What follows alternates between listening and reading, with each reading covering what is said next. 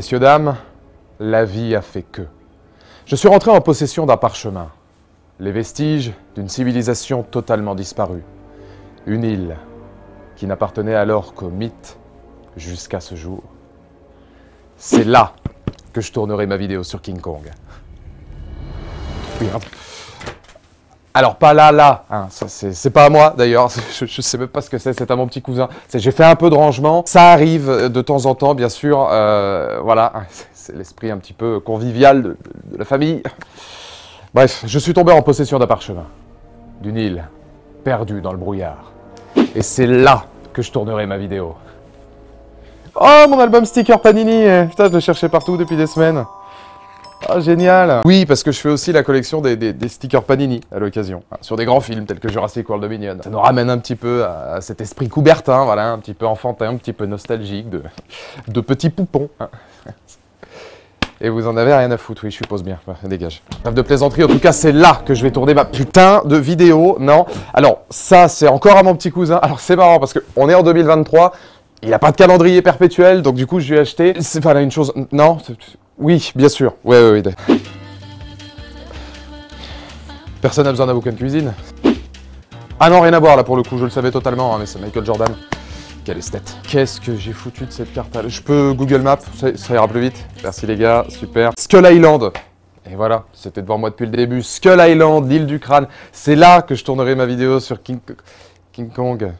C'est là que je ferai rien du tout, je suis viré. Ouais.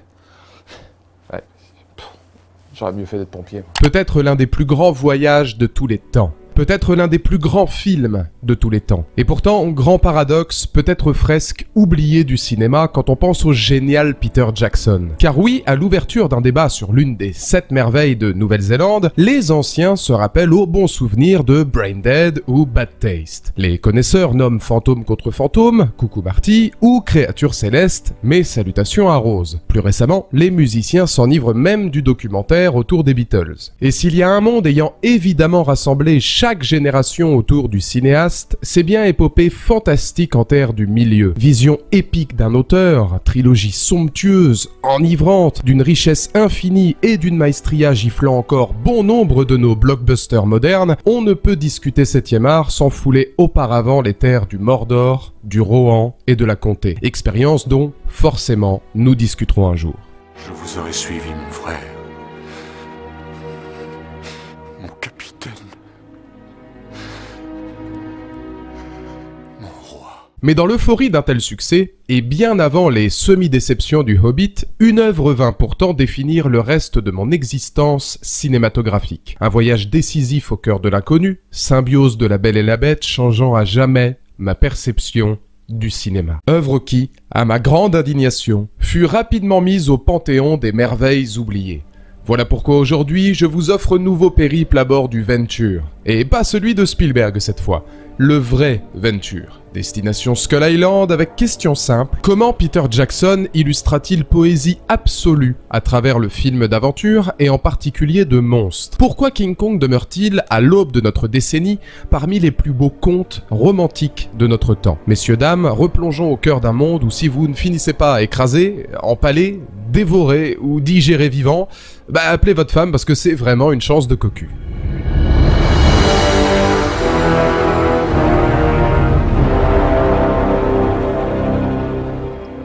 Marty McFly cité tout à l'heure, ce n'est pas un hasard si pour expliquer King Kong, une DeLorean ne serait pas de refus. Car oui, nous n'embarquerons pas directement en 2005, ni même en 1976, année d'un premier remake, mais bien en 1933. Petite remise en place du contexte, l'avènement du cinéma parlant quelques années plus tôt permit au 7e art de survivre à la Grande Dépression frappant les USA, fameuse crise économique de 1929 durant jusqu'à la fin de la Seconde Guerre mondiale. Malgré l'augmentation des prix des salles et la fréquentation en baisse des séances, les prouesses techniques de l'époque propulseront toutefois ce que l'on nommera vite l'âge d'or du cinéma hollywoodien, poussant les différentes majors à innover. Et c'est avec la société de production de Randy Orton, ben oui, parce qu'avec une prod qui s'appelle RKO Pictures, vous pensiez vraiment que j'allais pas faire la vanne? Bon, elle est facile, mais elle marche toujours. Bref, c'est avec la société RKO que Meriam C. Cooper et Ernest B. Schutzack réalisent ensemble, en 1933, l'une de leurs collaborations majeures.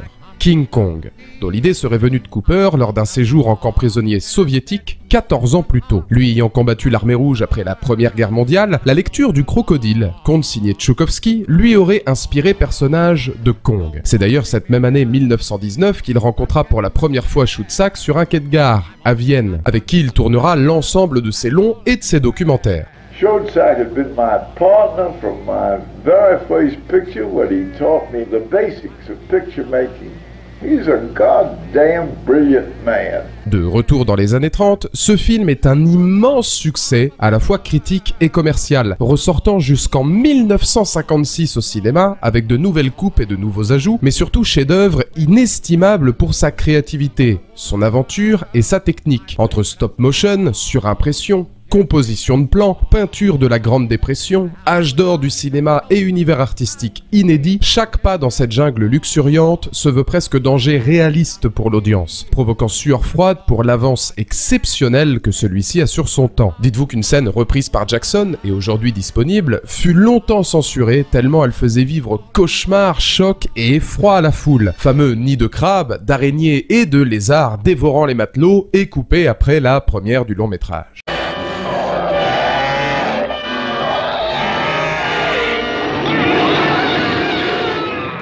Un voyage hors norme donc, dont une suite, cette fois uniquement réalisée par Schutzack, le fils de Kong, sortira la même année et au prestige bien moins important. Entré dans la culture populaire de façon instantanée pour son aventure et aux interprétations fortes, il était donc évident que le bougre se verrait rapidement réutilisé, réemployé, voire même réinventé. Les premiers étant producteurs de la Toho, rachetant Kong à la RKO pour l'opposer à Godzilla en 1962. Script radicalement différent, nouvelle vision de la créature et succès immédiat pour l'époque. Un rachat qui offrira au Nippon plusieurs occasions de s'offrir les services de la bête à travers le temps, inspirant notamment depuis les versions américaines. Pas l'univers le plus intéressant selon moi, mais bien symbole d'une culture s'appropriant encore et toujours l'une des créatures les plus mythiques du cinéma.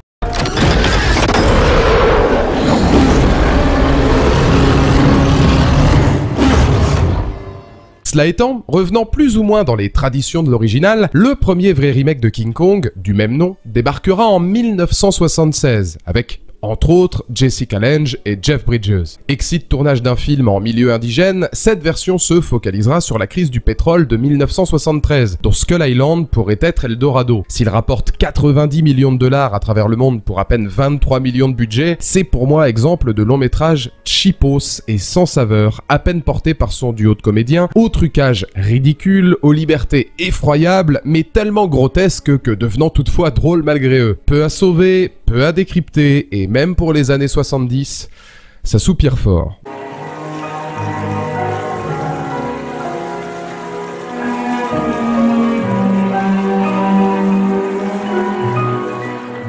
Après une suite encore plus consternante dans les années 80, il faut attendre 1990 pour voir nouveaux projets se mettre en place. Même si vous allez le voir, l'histoire d'amour commence bien plus tôt.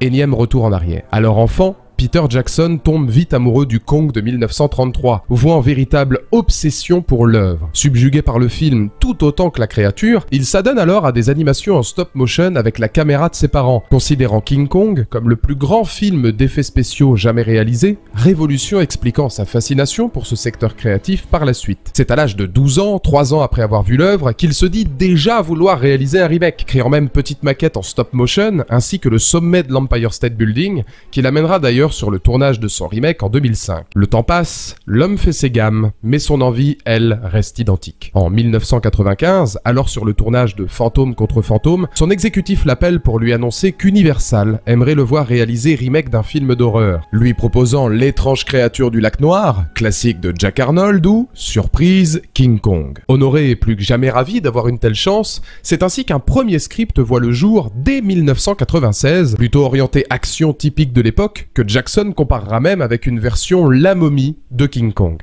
Je crois qu'on a vraiment un sérieux problème. Dans ce premier jet, certaines idées s'éloignent clairement du pitch original, Anne Darrow devenant par exemple riche aventurière anglaise, Jack Driscoll prenant un avion afin de protéger Kong lors de l'assaut final de l'Empire State Building, quand la créature se verrait-elle divinité d'une île de Sumatra, sur laquelle Denham tenterait tout de même de produire un film. Mais quelques idées demeurent, la charge des brontosaures ou encore l'attaque des 3 Virex sur Kong Kong étant concepts centraux de ce fameux script de 96. C'est à cette époque que les premières maquettes, les premiers dessins, les premiers échanges virent le jour quant à un potentiel remake. L'équipe de la Weta Workshop se donne à fond, propose l'intégralité des créatures de l'île en modèle réduit pour faciliter les idées narratives. Seulement problème, 2 longs métrages empêcheront finalement sortie du film. Godzilla et Mon ami Joe, entre catastrophe à New York et gorille géant, Universal ne souhaitant alors pas produire œuvres similaires la même année. Alors que Jackson s'était déjà envolé voir Kate Winslet pour discuter du rôle d'Anne Darrow, et que George Clooney et Robert De Niro étaient respectivement étudiés pour Jack Driscoll et Carl Denham, le projet est définitivement annulé en 1997.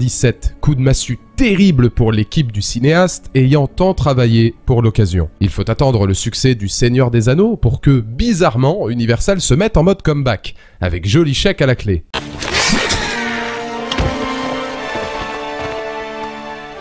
Voilà qui met fin à la négociation. Auréolé d'une couronne incontestable après sa trilogie, conclue en 2003, les producteurs reviennent à la charge et cette fois, Jackson sort le grand jeu. Plusieurs fois rallongé, il obtiendra budget record de 207 millions de dollars afin de réaliser l'un de ses plus grands rêves. Tourner remake fidèle et émouvant de King Kong. 60 millions supplémentaires seront attribués à la promotion du film et le cinéaste négociera même salaire de 20 millions de dollars pour lui et ses 2 scénaristes, Frances Walsh et Philippa Boyens. Rien que ça. C'est simple, au jour de sa sortie, et sans tenir compte de l'inflation, il est tout simplement film le plus cher de l'histoire, devançant même les tauliers de l'époque, Titanic et Spider-Man 2.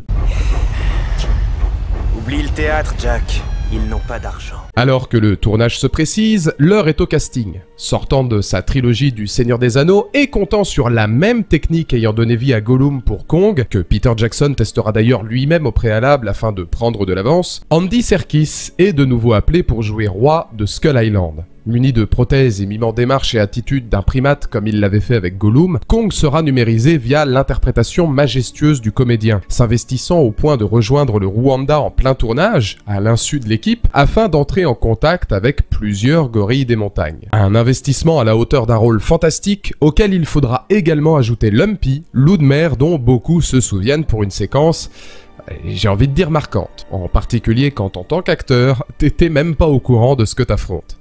Sympa. The very first time I saw the pit slug and Lumpy's demise was at the New York premiere. When he shot the scene, he had no idea what these things looked like. You know, so it was kind of nice keeping him in the dark about that stuff and just wait till the final day.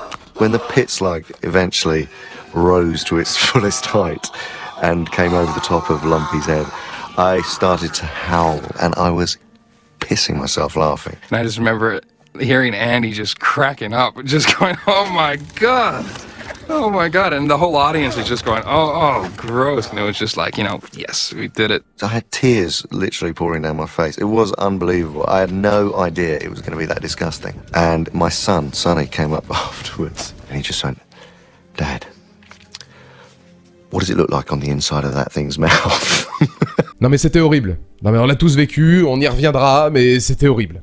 Trauma sur 20 ce truc. Se joigne à lui notre célèbre pianiste Adrian Brody dans le rôle de Jack Driscoll, passant de matelot dans la version originale à, cette fois, écrivain, son partenaire allemand préféré Thomas Kretschmann en tant que capitaine du Venture, le professeur de rock Jack Black, troquant l'humour pour la sournoiserie de Carl Denham, réalisateur en bout de course, et évidemment, la sublime Naomi Watts en Anne Darrow, reprenant rôle de Fei Wei. Pour l'anecdote, la star emblématique de King Kong devait d'ailleurs, après avoir rencontré Peter Jackson, prendre part à la séquence finale du film, livrant ultime réplique de l'œuvre « C'est la belle qui tua la bête ». Malheureusement, celle-ci disparut 1 mois avant le début du tournage, laissant toutefois à Jackson soin de proposer superbe hommage à l'artiste via mise en abîme savoureuse. Dans les rues de New York, Denham se demande si Fei Wei elle-même ne serait pas disponible pour le film, adepte des tailles 36 impératives au cinéaste. C'est alors que son assistant lui répond, sublimé par quelques légères notes de Max Steiner, compositeur du film original. Mais elle vient d'entamer un tournage avec la RKO. Cooper. Tu peux en être sûr. That was a wonderful evening, very emotional. I was just couldn't believe that I was meeting Fei Wei. He was just telling her how he was in love with her from the moment he saw her in King Kong and how wonderful it was to actually meet her and kind of emotional moment and it was really sweet. And then at the end of the night, a wonderful thing happened. And she said to her quietly, but I could just hear it, she said, Anne Darrow was in very safe hands, my dear, very safe hands. And that sort of just really moved me. I felt like, wow, okay, I've got her permission. Le simple fait d'aimer quelqu'un est sans espoir. Pourquoi cela? Le bonheur ne dure qu'un temps, Monsieur Denham. I actually met with Faye 2 or 3 times after that initial meeting, and I asked her if she'd be interested in doing a cameo, and she said no. And the very last time I met with her, she whispered to me, never say never. But it wasn't really to be because she died a couple of months after that last meeting. Et niveau hommage, Jackson n'ira pas de main morte. Car si vous aviez tous probablement repéré concert final mimant costume et musique du premier film, ainsi que divers clins d'œil appuyés par le cinéaste, comme une queue de Ferrusutus agonisant, une mâchoire de Virex brisée, ou des dialogues récités à l'identique, Jackson prendra malin plaisir à réutiliser des objets venant du premier film à l'intérieur de son long métrage, comme les tambours indigènes de 1933 réutilisés sur le bateau, et bien d'autres articles récoltés au fil des ans. Le respect, une marque de fabrique signée Peter Jackson. It was fun in remaking Kong to include little homages and references to the original film, including actually some of the props from the original film, which I've been collecting over the years. Some of the original props that appear include native shields and spears that are on the wall of Denham's cabin. My gas bomb, which is an original prop from the film, so I sort of was clutching this the whole time that I was watching it, which was pretty cool. What do you think the marshal will say to these new gas bombs of yours? In the hold where the chloroform bottles are kept, there's 2 of the original gas grenades tucked to the side. Arrive alors, une fois toute l'équipe en place, tâche la plus ardue. Même si déjà entamé dans les années 90, rendre crédible et réaliste un voyage se voulant sensationnel au cœur de l'inconnu. Pour ça, Jackson retrouve sa famille des grands jours. Pour les effets spéciaux, il continue avec les mêmes artistes, concepteurs ou encore animateurs que ceux ayant glorifié le Seigneur des Anneaux. La Weta Workshop. Ce sont ces hommes qui, pendant des mois, conçurent intégralement toute la faune, flore et culture imaginaire de cette île du Crâne. Insectes, dinosaures, plantes, arbres, tribus indigènes, campements, cette mécanique de précision est un challenge immense pour l'équipe, travaillant nuit et jour sur cet écosystème informatique. Mieux, ils ne font pas que créer un univers, ils le conçoivent comme si ce monde perdu, sans mauvais jeu de mots, avait en quelque sorte continué d'évoluer. Les tyrannosaures devenant ainsi plus forts, plus massifs, et dont les descendants se nomment ici Vastatosaurus rex. Idem concernant le Ferrusutus, les Venatosaures ou toutes les peuplades arachnides par exemple. Le lore est étudié au millimètre et restitué à la perfection par ordinateur. N'oublions pas que pour la Weta, ce fut l'un des challenges les plus difficiles. Concevoir ces animaux et leur donner vie, parfois en groupes nombreux, comme lors de la charge des brontosaures, où chaque os, chaque muscle, chaque mouvement de peau est un travail acharné et extrêmement délicat. Une pièce immense fut d'ailleurs décorée avec tous les tableaux artworks retraçant l'œuvre du début à la fin, aidant au mieux les artistes à s'imprégner de l'ambiance Skull Island. Préparation à ce qui servira de décor. Si vous voulez en savoir plus sur ces peuplades et autres animaux, je ne saurais que vous conseiller le livre Le Monde de Kong, l'île du crâne existe, fourmillant de détails supplémentaires sur cet environnement ultra généreux. C'est d'ailleurs, habitué des créations atypiques et surtout cinématographiques, la Weta qui travaillera entre autres quelques années plus tard sur la planète Pandora de James Cameron. Comme quoi quand t'es créatif. On remarquera également plusieurs différences entre le style du gorille de 1933 et celui beaucoup plus réaliste de 2005. La raison est simple, Jackson et son équipe voulaient créer un Kong dans son prime, une bête gigantesque et majestueuse, première idée étant même de le faire en animatronics. La deuxième ambition étant, évidemment, de capter l'humanité et la tendresse de l'animal, tout en la confrontant à sa force.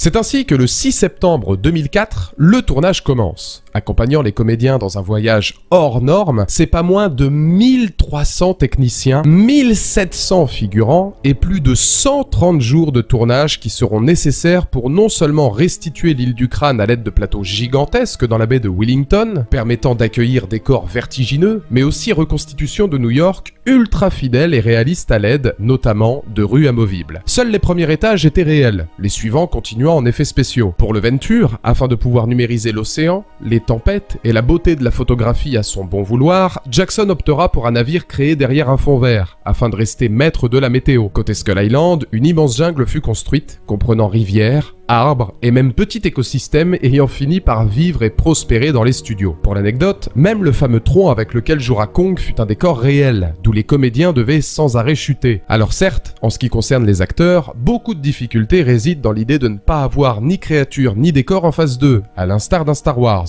Ou en tout cas pas la totalité. Mais cela souligne d'autant plus leur passion et le travail numérique extraordinaire effectué par les équipes d'effets spéciaux pour passer de studio à voyage de manière aussi saisissante. Un travail donc, sans mauvais jeu de mots, absolument monstrueux, restant ancré dans les mémoires de nos acteurs. Pour plus de réalisme et de reconstitution historique, Jack Black et John Summer, jouant Herb, durent même prendre des cours afin de manier les caméras de l'époque, comme La Belle et Howell, s'amusant à réaliser 2 petits courts-métrages avec Colin Hanks pour l'occasion. On ne lésine sur aucun putain de détail. It's all manual, you know. You've got to be turning the thing at a kind of precise motion, because if you go too fast, then the image goes in slow motion. If you go too slow, it looks like Babe Ruth running around the bases at the speed of light. It was a common mistake back then. It's exhausting to do it well.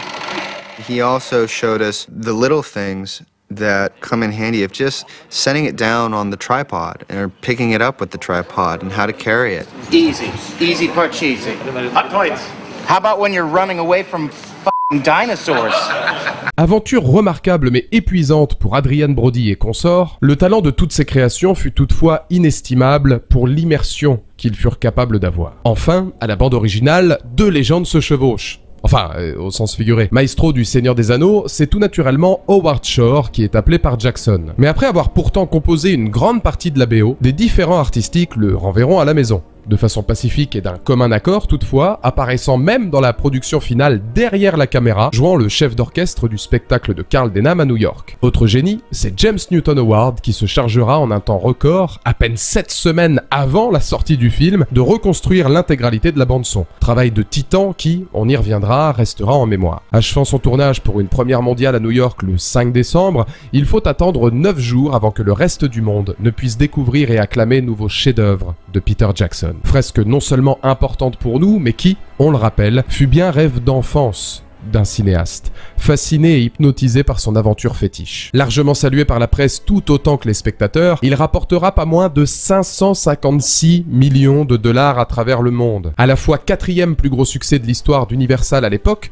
mais aussi rapport à relativiser. 556 millions pour 207 de budget, c'est tout à fait convenable, mais je reste convaincu que quelque part, les studios espéraient peut-être mieux. À savoir que 2005 avait été année spectaculaire et riche en concurrence au box-office avec Harry Potter et la Coupe de Feu, Star Wars, la Revanche des Sith, le premier volet du monde de Narnia et la Guerre des Mondes, ramenant à eux seuls tout au long de l'année, accompagnés de Kong, environ 3,6 milliards de dollars de recettes. Recette à laquelle il faudra ajouter non pas 1, ni même 2, mais bien 3 Oscars et une nomination au catalogue déjà bien rempli des films de Peter Jackson, respectivement pour les meilleurs effets visuels, mixage son et montage son, la direction artistique ayant elle été nommée. Parmi toute la promotion et autres produits dérivés ayant englobé l'œuvre, impossible pour moi de ne pas citer l'excellent jeu Peter Jackson's King Kong, chapeauté par le cinéaste en personne, à la fois superbe FPS immersif, mais aussi adaptation brillante et libre du film, denrée rare à l'époque, dans l'univers des jeux vidéo. Mieux, il permettra même à son joueur, une fois partie terminée, d'accéder à making-of, interview et artworks de la Weta du film original. Que demande le peuple? Si vous ne l'avez pas fait, sachez qu'il demeure encore aujourd'hui parmi mes classiques absolus. Peut-être l'un des à côté les plus pertinents du 7e art. Vous l'aurez compris, nous avons bien affaire à fresques plus grandes que nature. À production titanesque et ultra ambitieuse. Mais si elle se veut fidèle dans son adaptation du King Kong original, l'une des forces de sa trame résidera dans ses rares prises de liberté, le romantisme et la poésie, émergeant du cœur du métrage.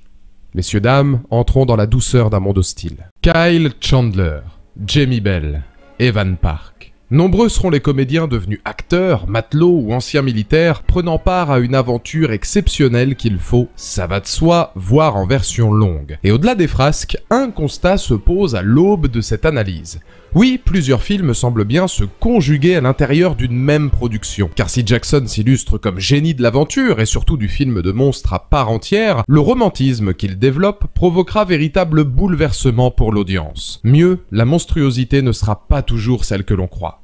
Explication. Je vois qu'une créature capable de vous laisser une empreinte de cette taille.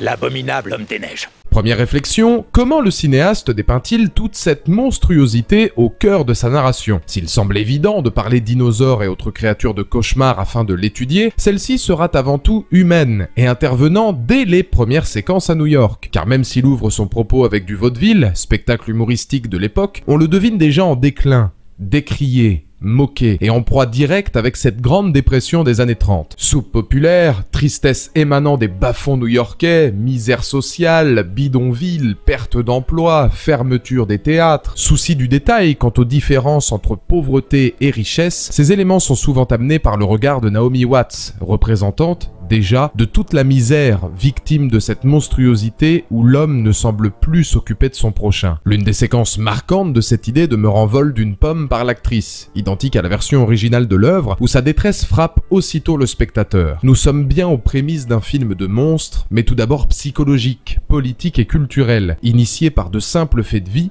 peinture d'un monde meurtri et monstrueux pour les honnêtes gens et les travailleurs. Hollywood ne sera pas non plus en reste. Si Jackson propose reconstitution ô combien fidèle des années 30, il n'en oublie pas meurt du cinéma d'antan. Denham, bien avant ses entourloupes, en sera première victime. Argent, recettes et même connotations sexuelles pour appâter la foule, le portrait dressé par Jackson, des producteurs et autres artisans du 7e art n'est pas flatteur. Humiliant et prenant de haut, metteur en scène souhaitant vivre son rêve, et qui termineront même par le saluer lors de son retour avec Kong, comble d'une hypocrisie encore trop présente dans le milieu. Bon, Carl est un sacré phénomène aussi, il le mérite, mais ça on y reviendra plus tard. Oui, avant même d'arriver sur l'île, des bribes d'humanité semblent bien avoir disparu. Quelque part, le monstre est déjà humain, devant marcher sur l'autre pour survivre. Mais car nous sommes dans King Kong, le film se doit également d'horrifier son audience au cœur d'un voyage époustouflant. Pour ça, il commence par personnifier son île. Récit macabre de Lumpy, regard apeuré de Preston, brume environnante ou encore design des roches, des temples ornés de sépultures et autres squelettes, l'identité visuelle et créative du monstre intervient avant même d'avoir rencontré le moindre animal sauvage. Elle est partie intégrante de l'île via la mise en scène et l'ambiance instaurée par Jackson. On remarque également qu'elle se dote de son propre thème musical, puissant et inspirant dangerosité, là où jusque maintenant les notes s'orchestraient autour de la poésie Anne Darrow. C'est ici que tout bascule. Loin du folklore du premier film, et cette fois monstrueux, les natifs deviennent premier coup de massue porté aux spectateurs. Lors de l'arrivée des équipes de tournage tout autant que l'enlèvement de Anne, se met alors en place frayeur pour le public. Cadrage proche des corps afin d'accentuer la peur, regard terrifié de la comédienne contrasté par ceux des chamans, photographie extrêmement chaude et suffocante se mêlant à la dureté des décors et, évidemment, première apparition de Kong où gigantisme s'associe à mystique. Il sera d'ailleurs intéressant de remarquer qu'à cet instant précis, le spectateur peut être convaincu que Kong est le monstre et l'humain le héros. Contraste entre la demoiselle en détresse devant être sauvée et danger immense apparaissant dans la brume, l'obscurité et comme entouré d'un voile ô combien néfaste et mystérieux, jusqu'au plan faisant la différence, face à face entre Kong et Denham, ou quand réelle humanité s'oppose déjà au futur monstre de l'œuvre, l'homme. Carl, qu'est-ce que c'était?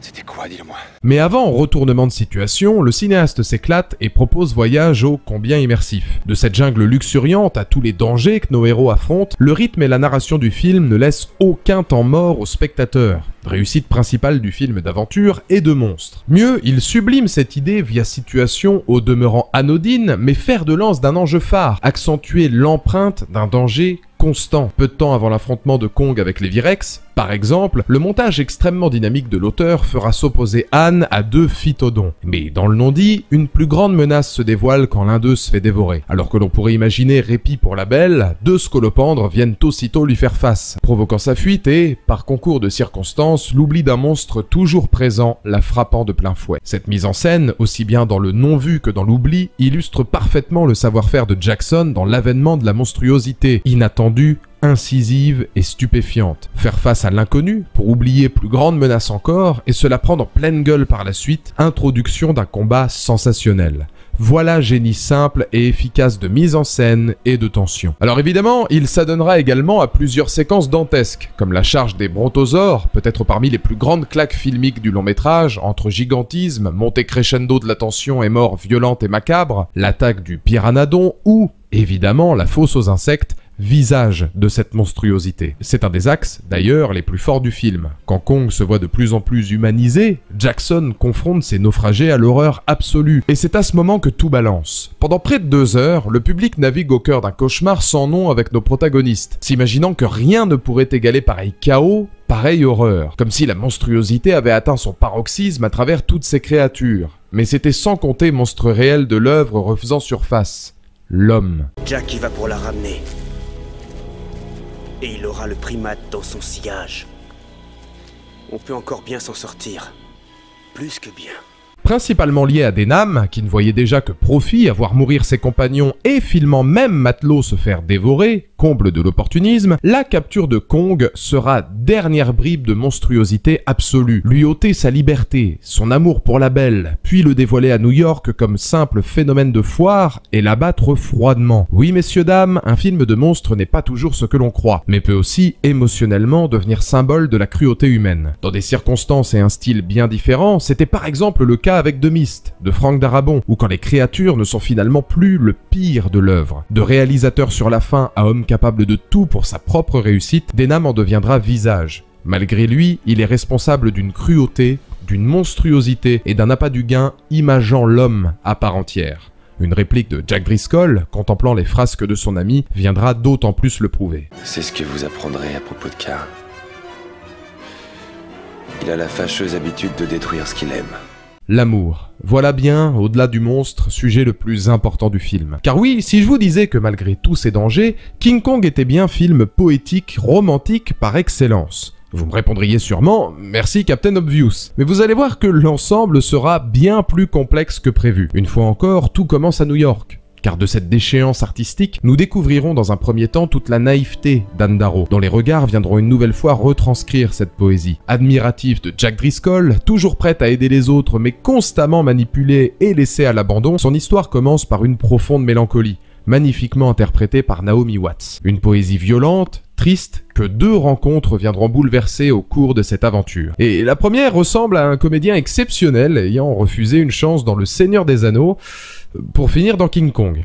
On adore les anecdotes d'Adrian Brody. Les acteurs, ils font le tour du monde, mais ils ne voient que leur reflet. They were casting Lord of the Rings, and I somehow didn't grasp it. Don't remember what part I would have been right for, but it was some Hobbit-like character, surely, that I was looking for something else. And I remember going to see Lord of the Rings in the theater with an ex-girlfriend. She turned to me and she said, "You passed on Lord of the Rings?" I remember feeling so stupid, but I don't think I would have gotten the role of Jack in Peter's movie. I don't think that would have translated. And it was such a wonderful thing. I mean, King Kong is such an amazing, iconic story, and Peter told this so well. I mean, with so much heart, and I thought it was wonderful. Il y a quelque chose de particulier s'installant dans la romance entre Jack et Anne, comme une évidence n'ayant pas besoin de mots. En de nombreuses occasions, nous verrons que cette féerie presque fanatique, au demeurant, se transformera peu à peu en jeu de regard sublimé par la caméra de Jackson, tout autant que celle de Denham. Ici, il est important de jouer sur l'attitude des 2 amants, leur mélancolie les rapprochant, 2 âmes avant tout spirituelles et solitaires, préférant beauté du regard à long discours. On le devine par exemple lors d'une des scènes les plus somptueuses du long métrage,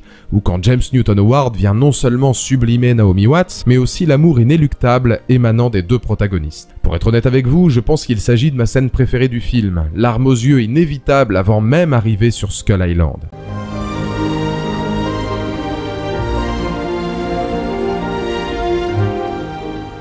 Mieux, le non-dit est d'autant plus important quand on décrypte leur personnalité. N'oublions pas que Jack Driscoll, écrivain reconnu, se veut dandy romantique désabusé, en théorie à l'aise avec les mots, peignant comme un des mortels, amour, relations, et ce via drame ou comédie. Ironique donc de remarquer qu'en de nombreuses occasions, il se verra comme démuni face à Anne, incapable de parler, d'agir, et préférant se recueillir dans l'écriture d'une pièce, grand principe des romantiques, pour dévoiler sa flamme. Tous les mots seraient inutiles, c'est implicite, il faut lire entre les lignes. Il en va de même pour Anne, dont l'amour sera finalement instinctif. D'ailleurs, s'ils échangeront évidemment quelques phrases durant le film, les propos les plus flatteurs envers Jack prononcés par Anne ne seront paradoxalement même pas devant lui, mais devant Mike, qu'elle prit pour l'auteur lors de sa rencontre. Clin d'œil de Jackson afin d'amplifier cette sensation d'amour innocent, spontané et maladroit. Une poésie donc ô combien romantique puisque littéraire, mais aussi naïve, timide et à l'image du film, oscillant entre tristesse et passion.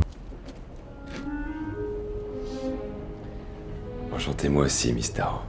Puis, évidemment, arrive clou du spectacle. Kong. Initialement terreur de Skull Island, voilà immense parti pris proposé par Peter Jackson. En faire non plus monstre, mais bien animal doté de sentiments et d'une infinie solitude. Celle-ci s'orchestrera dans la deuxième moitié du métrage, au cours de laquelle, après l'affrontement des Virex, Anne et celui-ci se rapprocheront. Leurs regards se mêleront pour nous faire découvrir un être humain et d'une extrême solitude, dernier de son espèce, en danger constant, et rencontrant femme ô combien seule également. Oui, nous avons ici affaire à deux âmes abandonnées, tristes et solitaires. L'une à New York, l'autre sur l'île, se retrouvant au détour de cette aventure monstrueuse. Portée par Naomi Watts tout autant que les prouesses techniques des effets spéciaux, sans oublier Andy Serkis, la meilleure illustration de cette poésie romantique reste l'horizon de Skull Island observé par Anne et Kong. Celle-ci tente de le distraire, mais on devine en Kong tristesse profonde et incurable, que Darrow parvient à apaiser, mais également à amplifier, comme tout amour impossible causant la perte de ses héros. L'image d'Anne trouvant le spectacle merveilleux, qui sera d'ailleurs repris par Kong à New York, devenant alors l'une des plus belles symboliques du film. Dans un monde aussi sombre et violent, la beauté peut se trouver en toute chose. Il suffit tout simplement, par un plan iconique et une photographie parfaite, de savoir la magnifier et la contempler. It's just a pure, compassionate, gentle love. Just so caring and paternal, you know. It's beings could not be more diametrically opposed in so many ways, but yet they have kind of parallels. They're desperately lonely and they've been hurt and wounded in so many times, and they kind of identify with each other and sort of know each other, and I think that's what love is, knowing the other and allowing yourself to be known, and that's what happens here in this sort of very odd setting, and they just become so protective of one another. À tel point que, de retour avec Kong, le sauvetage de Driscoll apportera sentiment étrange au spectateur. Comme si, l'espace d'un instant, on se demandait si Anne devait vraiment être sauvée. Kong s'imposant comme protecteur vis-à-vis d'elle, incapable de l'abandonner, mais finissant capturé devant les larmes de celle-ci. Alors qu'il fut pourtant ce qu'elle avait toujours rêvé. C'est ici que le film devient particulièrement dur à voir. Oui, après nouveau visionnage plus mature, se focalisant sur le romantisme, impossible de rester stoïque devant la beauté des plans de Kong retrouvant Anne, s'adonnant à divers jeux poétiques sur la glace, à la fois magiques de mise en scène mais aussi d'une légère forme de naïveté et d'innocence retrouvée pour Kong, comme si le temps s'arrêtait l'espace d'une féerie afin de vivre, tout simplement, avant de se voir mourir devant la belle. Qu'on se le dise, la fin de King Kong demeure bien l'une des plus difficiles et douloureuses du cinéma d'aventure, car ô combien brutale émotionnellement. Tout est dans la musique, le regard et la cruauté de ce conte. Les avions n'y sont pour rien.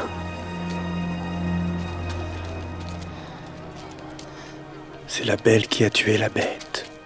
C'est là que vous allez me dire, et c'est également là que ça deviendra personnel, pourquoi jumeler monstruosité et romantisme dans une œuvre au demeurant d'aventure, mais finalement véritable tragédie? La réponse est évidente. Peter Jackson est un maestro de l'émotion. Il l'avait déjà développé à travers Le Seigneur des Anneaux, mais c'est encore plus probant ici grâce à la réécriture qu'il propose. Il n'est pas uniquement question de remake, mais bien de proposer tout un pan narratif, un travail scénaristique et une relecture de personnages permettant notions poétiques chères à nos cœurs. Il le rapproche même également de l'âge d'or des films de monstres du Dark Universal, où le sous-texte pouvait parfois être tendre, douloureux, et où le monstre n'était pas forcément ce que l'on imaginait au préalable. Thème repris par bon nombre de studios et autres genres de films par la suite, entre créatures, expériences, changements, mutations, mais où cœur primait toujours sur monstruosité. Ensemble de films où une certaine tendresse, une certaine naïveté s'échappait de cette horreur et de ce cauchemar apparent. Encore aujourd'hui, King Kong fait partie de mes œuvres cultes, car ayant réussi à me faire grandir par cette juxtaposition entre mon moi de l'époque, découvrant le film, premier que je fus donné de voir à 3 reprises en salle, et, plus tard, mon moi plus orienté autour de l'amour, de la tragédie,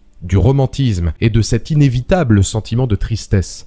Voilà pourquoi King Kong est un immense chef-d'œuvre. Emmener le spectateur dans l'horreur et dans le film de monstre, c'est le préparer le moins possible à une fin plus grandiose encore, et des sentiments qu'il n'imaginerait pas. Voilà pourquoi, chaque hiver, comme un souvenir nostalgique, je me replonge dans cette aventure, dans cette bande originale, dans cette épopée m'ayant fait évoluer et comprendre le cinéma comme rarement auparavant. Si la belle tua la bête, rappelons que ce sont bien eux qui forgèrent l'homme que je suis aujourd'hui. Merci Adrian, Naomi, Jack, Andy et Peter.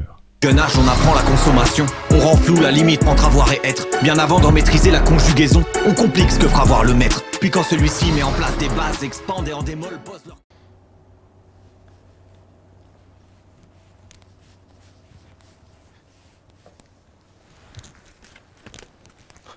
Je récupère hein, quand même, hein, parce que... Oui.